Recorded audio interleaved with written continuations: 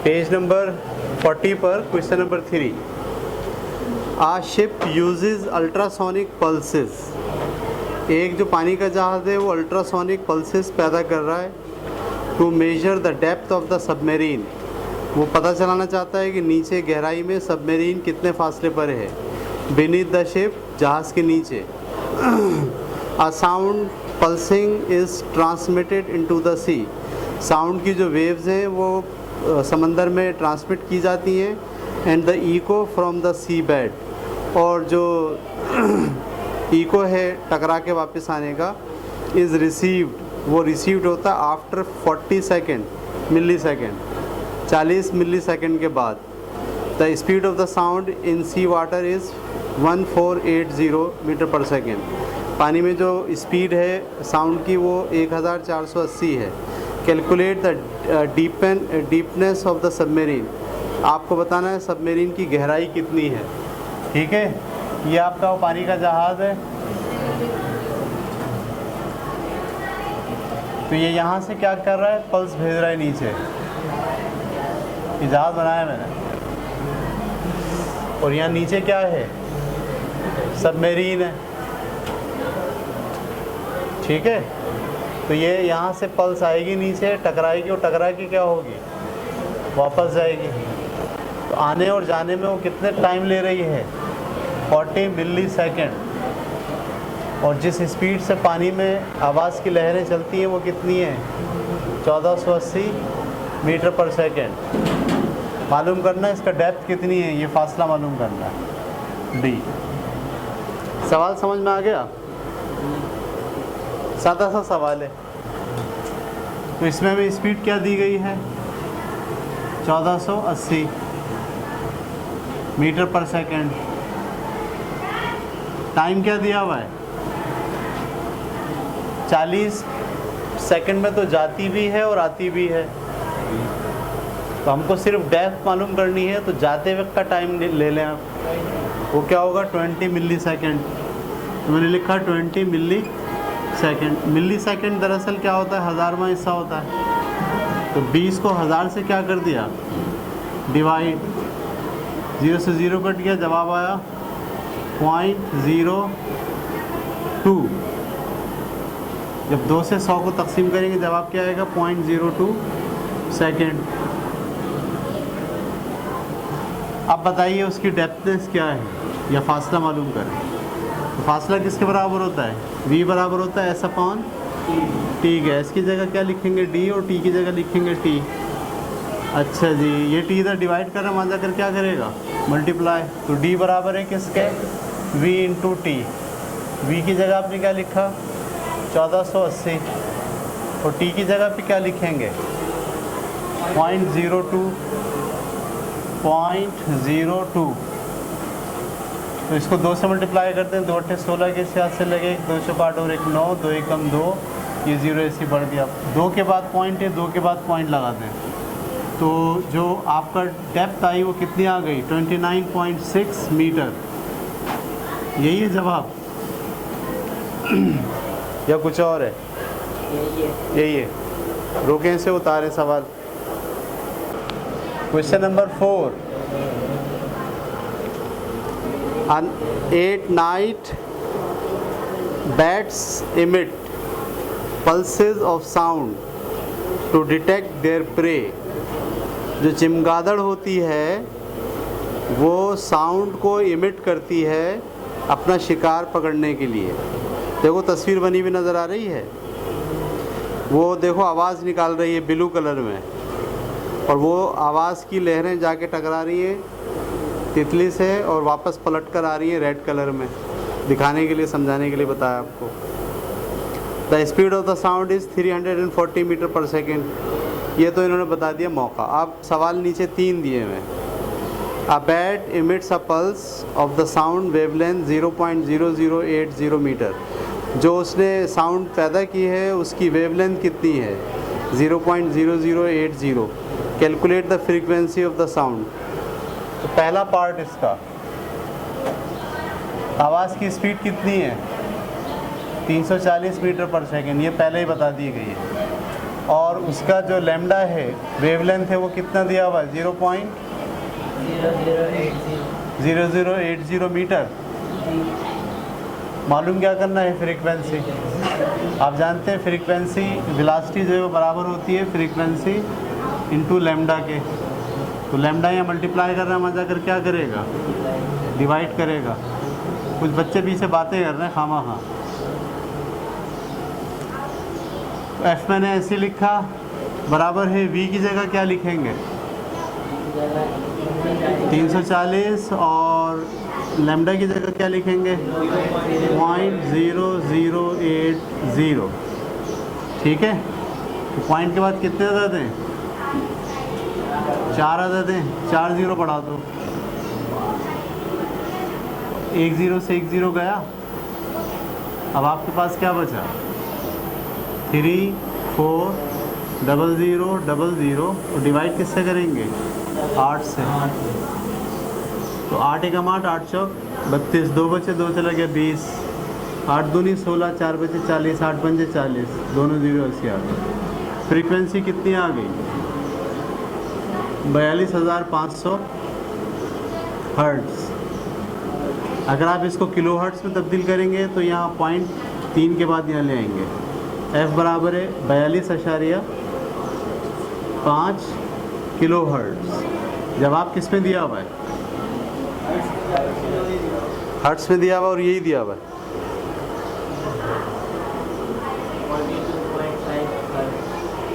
42.5 hertz ऐसे कैसे हो सकता है। फ्रीक्वेंसी किस में दी हुई है वेवलेंथ मीटर में दी हुई है, नहीं तो जवाब हर्ट्ज़ में नहीं आ सकता। हर्ट्ज़ में आएगा तो ये आएगा 42,500 हर्ट्ज़, वरना किस में आना चाहिए किलो हर्ट्ज़ में। ठीक है, ये एक सवाल हमने कर लिया। इसके बाद इसका दूसरा पार्ट में क्या कह रहा है the pulse of sound hits its prey. जो साउंड का पल्स है वो हिट करता है उसके शिकार को and is reflected in the bat, और वापस रिफ्लेक्ट होता है बेट की तरफ। The bat receives the pulse 0.10 second after it is emitted. जब उसने भेजा था उससे 0.1 सेकेंड के बाद उसने रिसीव किया है, यानी आने जाने का टाइम कितना है 0.1 second. Calculate the distance travelled by the pulse of sound during this time. आपको बताना है पल्स ने कितना डिस्टेंस कवर किया। तो जो टाइम है वो कितना है 0.1 सेकेंड, और स्पीड कितनी है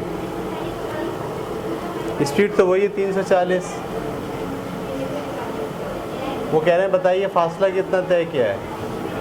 फासला दोनों मालूम करना, जाने का भी, क्योंकि उन्होंने कहा पल्स ने कितना फासला तय किया। तो v बराबर होता है ऐसा पाउंड, ठीक है, और ऐसा में मालूम करना है तो v को t से मल्टीप्लाई कर दो। v कितना है 340 और टाइम कितना है 0.1, इसको मल्टीप्लाई करो जवाब आएगा 34। तो फासला उसने कितना तय किया है 34 मीटर। इसमें क्या लिखा है उन्होंने कहा था calculate the distance travelled by the pulse. Pulse ने कितना डिस्टेंस ट्रेवल किया इस टाइम में, तो गलत है, उन्होंने एक तरफ का फासला दे दिया सिर्फ जाने। वो गया भी है पल्स और टकरा के, हाँ, तो 17 मीटर उसने जाने में तय किया और 17 मीटर जवाब सही क्या है 34 मीटर।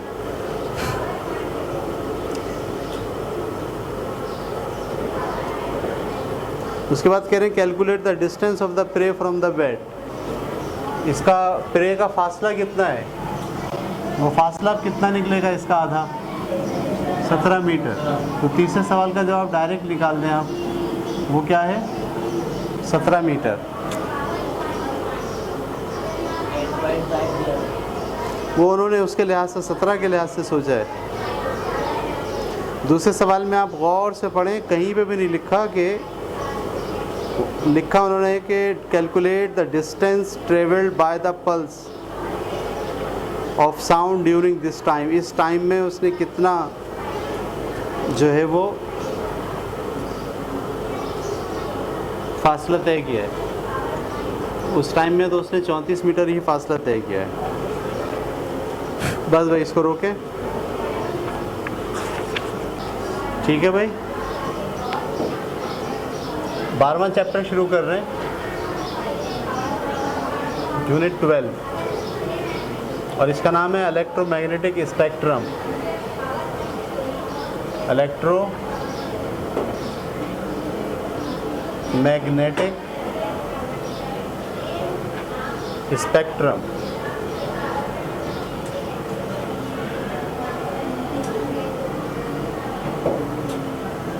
ठीक है, तो ये चैप्टर जो है वो रोशनी को स्टडी करने के लिए कुछ बुनियादी बातें फराहम करता है। असल में इंसान का जो है ना वो शुरू से ही ये सवाल उसके जहन में उठता रहा है कि जो रोशनी है ये क्या होती है। सही है, रोशनी खुद हमें नज़र नहीं आती, लेकिन रोशनी जिस चीज़ पर पड़ती है वो चीज़ हमें नज़र आती है। ठीक है, तो इस चैप्टर में हम रोशनी पर होने वाले कुछ तजर्बात और उसके जो नताइज निकले हैं उनका मुताल्ला करेंगे। तो जो रोशनी है, धूप की रोशनी हो, बल्ब की रोशनी हो, आग जल रही हो उसमें से जो रोशनी निकल रही हो, ये रोशनी क्या है, इसको अंडरस्टैंड करने के लिए रोशनी को एक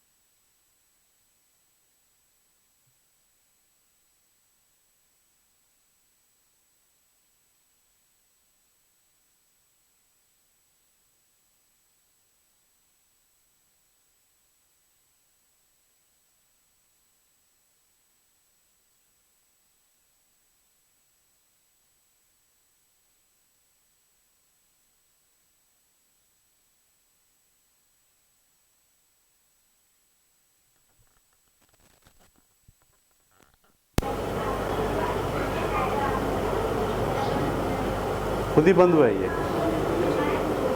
खुद ही चल गया।